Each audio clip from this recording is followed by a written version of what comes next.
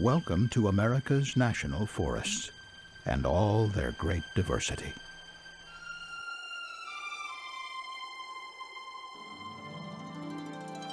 I love the glacial history of the Tongass National Forest and the landscape that's come out of that. It is an island archipelago made up of about 1,000 or more islands. The Shasta Trinity is one of a number of national forests in Northern California that provide outstanding recreation opportunities for the public. Because of the large lakes that it has, steep topography, large trees. The Coconino National Forest comprises almost 2 million acres in north central Arizona. We range from the low grasslands in the southern part of the forest through the Ponderosa Zone and up into the Tundra Zone. The Superior National Forest in northeastern Minnesota is unique because of all the wild country up here. It's all forested. White Mountain National Forest is one of the few federal lands in New England. We have this amazing road system that brings people from all over the world to look at the stunning vistas that we have. The Mount Hood National Forest is an urban forest. It's within an hour's drive of the city of Portland. So it's very accessible, very popular, very majestic. The Mount Baker Snoqualmie probably has more glacial ice than any other national forest outside of Alaska. The Cherokee National Forest is actually the most biologically diverse forest ecosystem in the North American continent.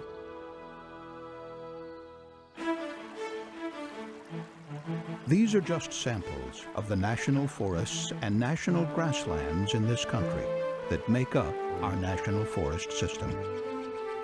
They cover 193 million acres. They belong to each of us. And because of that, we expect and deserve the opportunity to visit them, to enjoy them. That means access, and access often requires roads. Roads and highways are a part of our national culture and how we access our public lands. These roads are lifelines because of how crucial they are to the life of the forests and to connecting our own lives to these treasured forest ecosystems. These National Forest System lands are publicly owned. About half of these lands have an integrated network of roads under Forest Service jurisdiction called National Forest System roads. This includes almost 80,000 miles that are open to public travel and maintained for passenger cars. More than 180,000 miles that are maintained only for high clearance vehicles. And over 110,000 miles that are for future and emergency use. All present a continuing management challenge for the Forest Service and its many partners. There are numerous interstate and state highways that cross the National Forest System and are part of the National Highway System. The state, county, town, and local routes that provide vital access to and through the national forests are often designated as forest highways. There are more than 29,000 miles with this special designation. The forest highways are roads that branch off the National Highway System to provide access to the National Forest System. These forest highways are maintained by state or local governments. They may be higher or lower standard roads, but they all provide critical access to the national forests. There are also roads within the national forests that are under the jurisdiction of the U.S. Department of Agriculture Forest Service. The Forest Service maintains these roads for passenger car use. And finally, the Forest Service maintains some roads at a minimal level for future and emergency use. These roads are not available for use by motor vehicles. The challenge is to create a seamless connection between the different types of roads, even though they may fall under different jurisdictions. Not only are these national forests and grasslands unique and varied, but we perceive them with an almost mystical quality. They have become a part of our psyche. The responsibility of stewardship for these public lands belongs to the Forest Service and its many partners.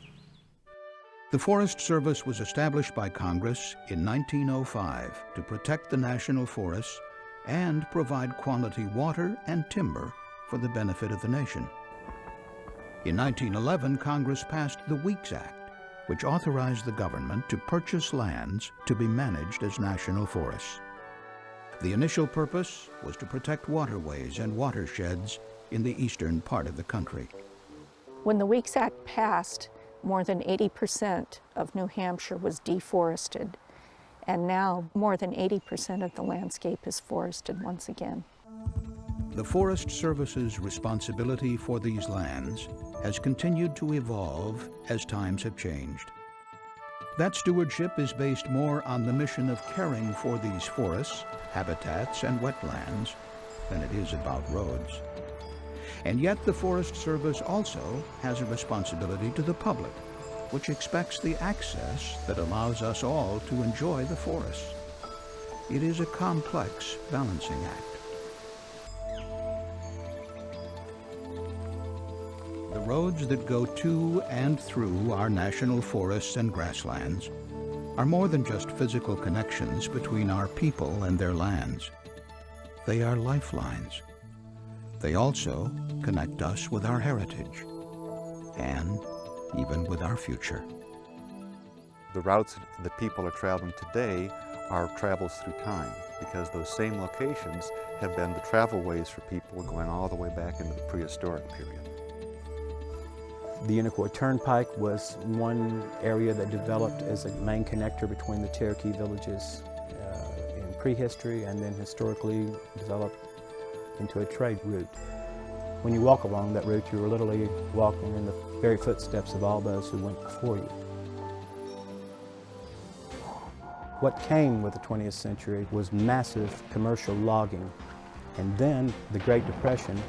During that period, the Civilian Conservation Corps and Roosevelt's Tree Army quite literally brought this land back to life, including this massive system of roads that they constructed, mostly by hand, and many of them are forest roads. They were created specifically by the CCC for the Forest Service.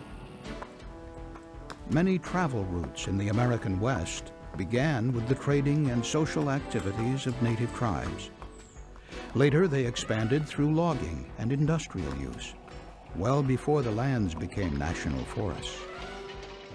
When people from Europe first started coming here, either for the homesteading or for the logging or whatever types of inducements, the travel corridors that they used were very well established by the tribes, the local folks. So that was what people used and built upon. Before the advent of the automobile, ranchers and homesteaders followed these early trails with their horse and mule teams, bringing resources out of the forest. Then came the railroad. After World War II, the use of trucks rather than the rail became a more efficient way of moving logs and timbers. The tracks were pulled up, and the routes of those railroads became the heart of the transportation system for the forest. Mining was another force in the creation and placement of roads to and within forests. Anytime you had a mining activity, that of course became a big surge of people, and that helped build roads in places that you probably wouldn't have ever had roads. So over time, those early routes eventually became looked at for routes into the forest. The historical diversity and evolution of forest roads continues today. Just as some trails have become major roads, some roads have returned to being trails. The kinds of roads you'll experience on the Mount Hood National Forest range from 4-lane state highways to 2-lane county roads, asphalt blacktop roads. They're single lane with pullouts down to gravel roads, down to actually the historic primitive Barlow Road, which is the overland route of the Oregon Trail. From wagon routes to interstate highways, the variety of surfaces and road types is great. This offers a diversity of experiences, many of which are unique to individual regions. Many roads within a forest are not open to motorized vehicles. These roads are maintained at a minimal level to allow emergency access, environmental protection, and other management activities. Roads are very important for initial attack time on fires, and it really saves an awful lot of burned acreage if you can get to it quickly with the proper equipment.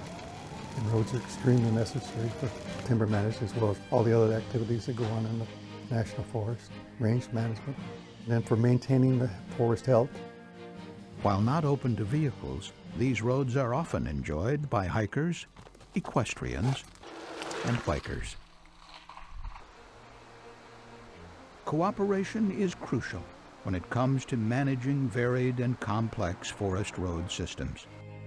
A key player in these partnerships is often the Federal Highway Administration. The working relationship between the Forest Service and the Federal Highway Administration goes way back to 1905 in the construction of forest roads and forest highways, which occurred around about 1916. Both the Forest Service and the Federal Highway Administration were originally under the Department of Agriculture. The Federal Highway Administration's Federal Lands Highway Office cooperates with all federal land management agencies that own and operate public roads, including the Forest Service. The Federal Lands Highway Program provides funding from the Highway Trust Fund for the planning, design, and construction of transportation improvements on roads and bridges that provide access to federal and tribal lands. Federal Lands Highway is often asked to be the lead agency for design and construction in multi-agency projects involving federal lands. The Forest Highway Program requires a unique relationship between Federal Lands Highway, the Forest Service, and state departments of transportation to plan, design, and construct forest highways in 41 states and Puerto Rico. As time has gone by, working through the tri-agencies being the Federal Highway Administration, the Forest Service, and the Alaska Department of Transportation in a partnership, have been able to work very closely with the communities, with the Prince of Wales Advisory Council, to prioritize which roads and which communities need to be linked up with better roads. The Rocky Gorge Highway Reconstruction Project on the Kankomongoose Highway was unique in that we're actually moving a portion of the Kankomongoose Highway. We worked very closely with the New Hampshire Department of Transportation, Federal Highway Administration for funding, and we were able to work through the environmental issues involved to move this section of the highway, and it's going to make it a great spot for folks to come and visit.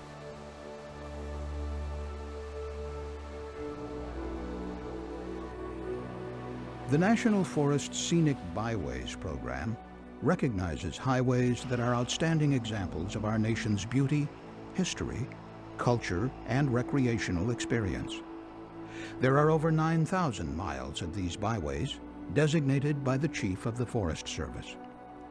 They link gateway communities to the natural attractions of the national forests and grasslands. These byways help to promote rural economic development.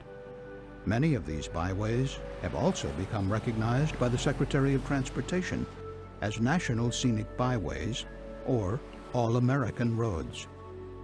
Some early byway efforts on national forests have also helped lead to National Scenic Area designations.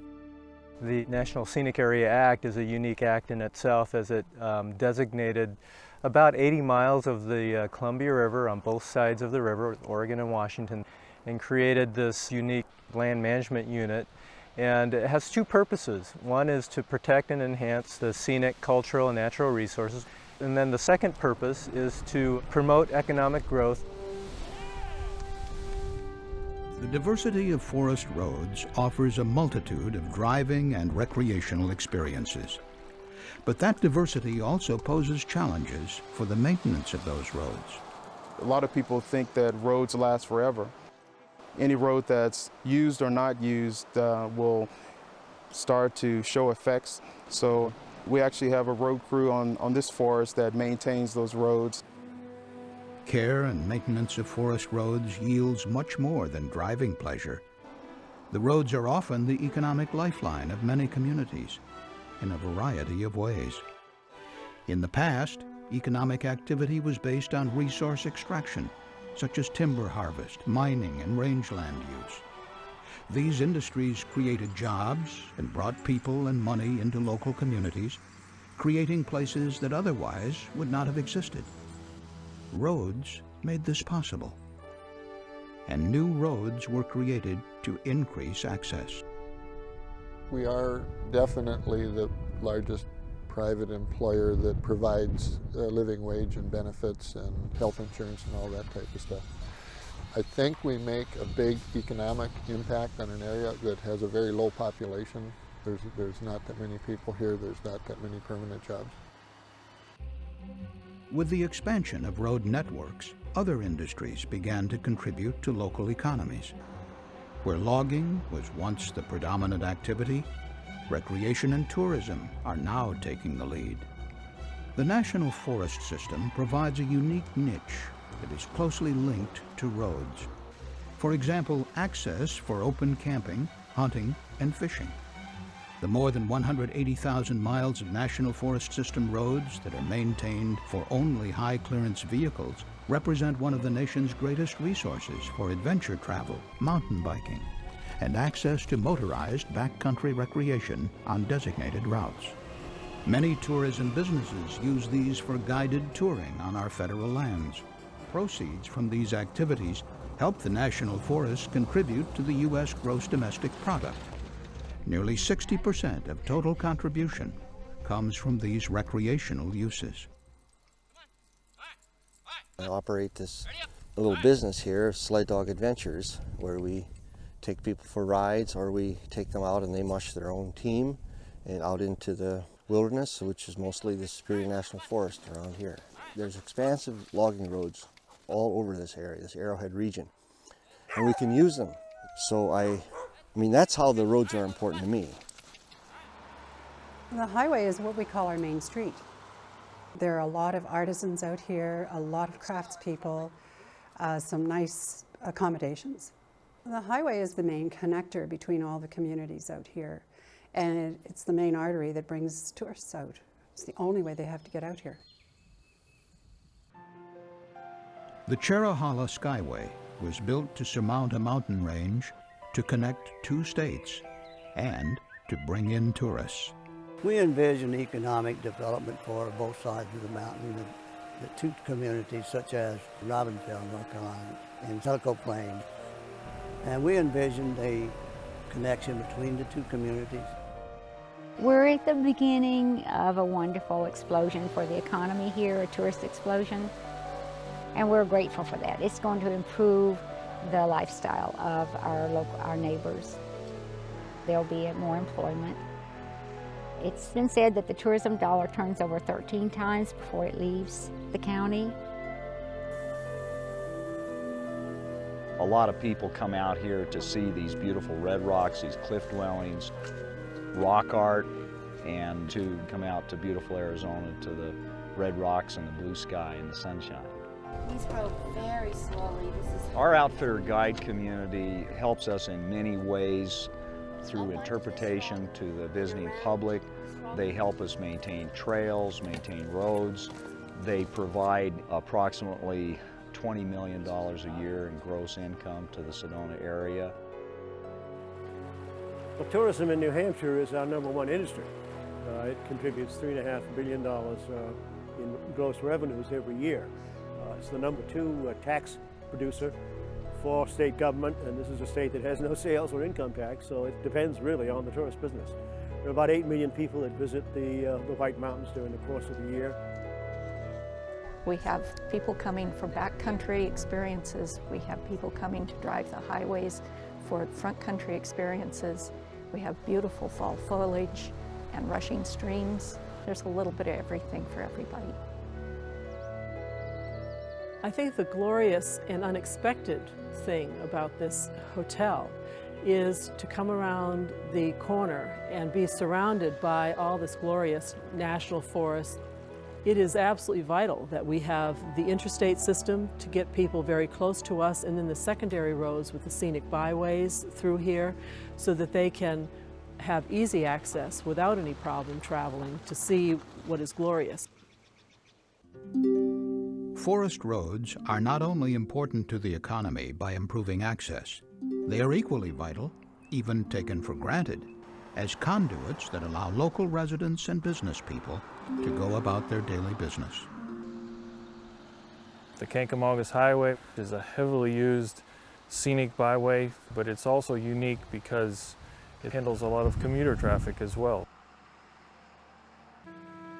Within southeast Alaska's Tongass National Forest are many communities that would be completely isolated if not for the lifeline of the forest roads. There is very little private or state land for roads to be built on this island archipelago. The Tongass is the landscape that binds these small communities together. There aren't any roads that connect the islands together, but each island has various amounts of road on it. So we rely upon a system of ferry boats linked to the roads, so you end up with an intermodal transportation system. The roads are what people move product and goods to and from, and not only recreate but rely on for going to the doctor visits and dentists and everything. So without the roads that we now have connecting those communities, they would still be isolated and rely totally on water or air for getting in and out of where they're at. The importance of forest roads to so many people, businesses, communities is great. Increasingly, businesses and government agencies are finding ways to cooperate in sharing the use, restoration, and upkeep of these roads. Roads on the White Mountain National Forest are maintained by several jurisdictions. We of course have the state, which is responsible for roads like the Kancamagus Highway. We also have Forest Service roads, of which the forest still has a road maintenance crew. And then we also have town roads that the towns and local communities take care of. One thing that's unique about Minnesota is that on individual projects, federal highway funds are used for 80% of the funding, and then the county or the state then pick up the local match. So there's certainly our partners, the county and the state, have a vested interest. Local, regional, and federal cooperative planning is critical for safety reasons as well. For example, fire management. Fire doesn't recognize who owns the land. It'll burn across private land as well as public lands. And so therefore, to have better fire access, roads are a necessary part of that agreement between local parties and the federal lands. The partnerships that enhance these roads and their usage are not limited to government agencies. Commercial users are often responsible for caretaking through direct maintenance or financial contributions. Puget Sound Energy has 2 dams on that river system on National Forest for hydroelectric power. So Puget works with us in terms of road access. They work with us on doing enhancements associated with that project. The ski area and the Forest Service have had a relationship here for a number of years, and we work very closely with each other year in and year out. There's a lot of recreation that happens off this road. So it is a vital artery here to the ski area, and we need to make sure that we maintain it and we keep it open for everybody to utilize.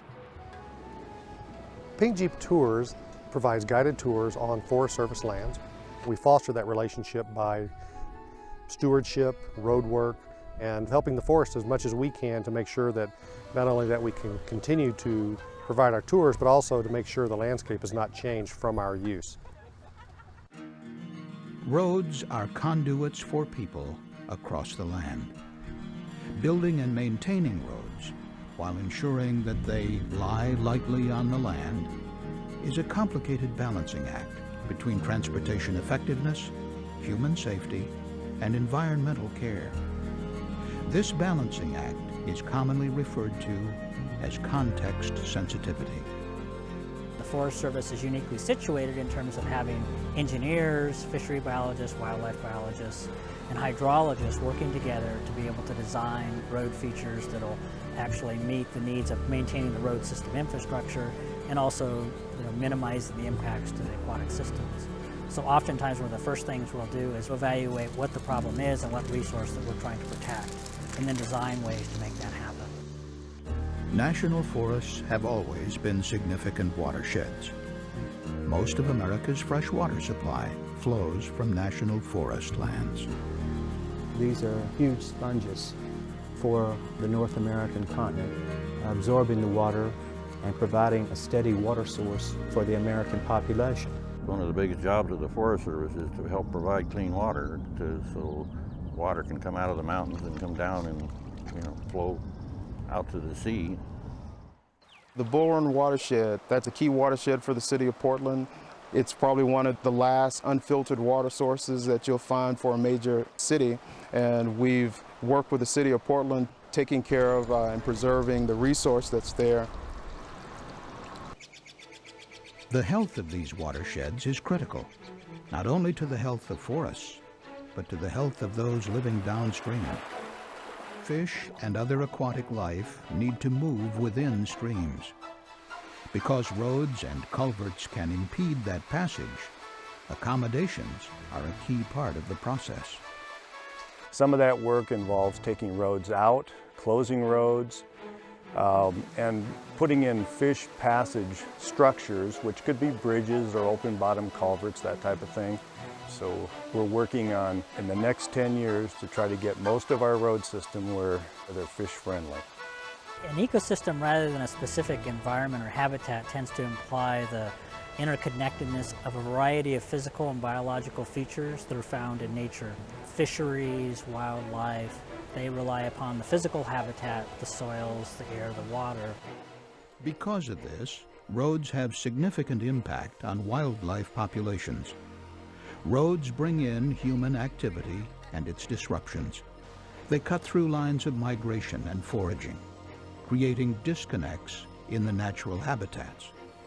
Modifying existing roads can reduce the impact and restore habitat connectivity.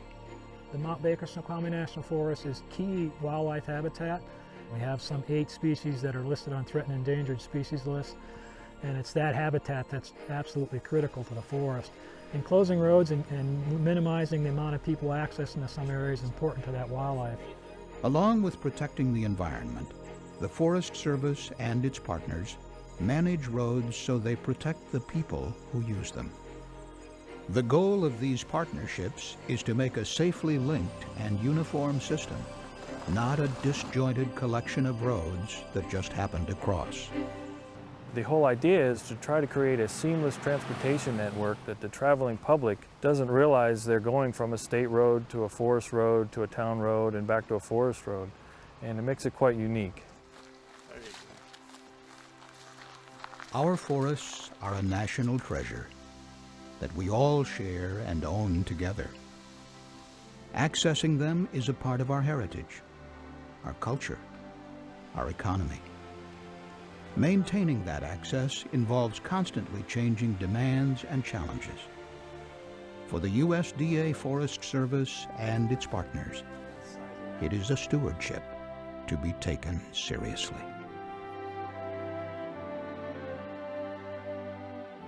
This is a people's forest, and we're finding that more and more people want to be involved in the management of their forest, and so I try and help them do that.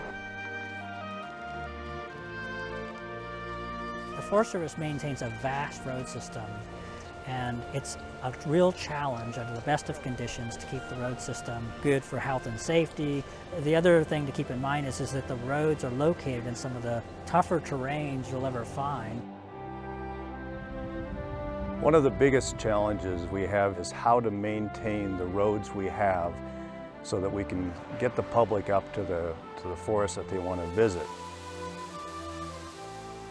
We're caught in the dilemma of providing access to areas through roads, yet at the same time removing roads to return the areas back to a more forested, quiet kind of environment. So that'll be the management decisions to make in the future, is what to leave and what to take out of the service. There's a need for people to experience the forest in order to learn from it. There's a huge amount that people can learn just by being in the presence of these trees and this wildlife.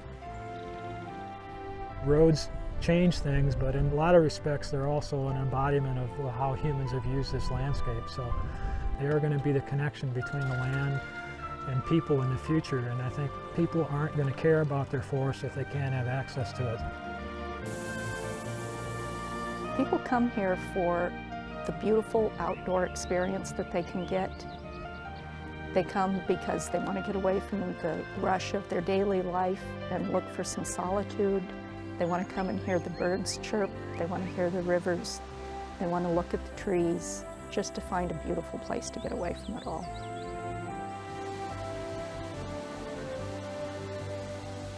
It is something that many people in the world don't have. They wish for places like this. So our task, as far as I can see, is how do we maintain the balance?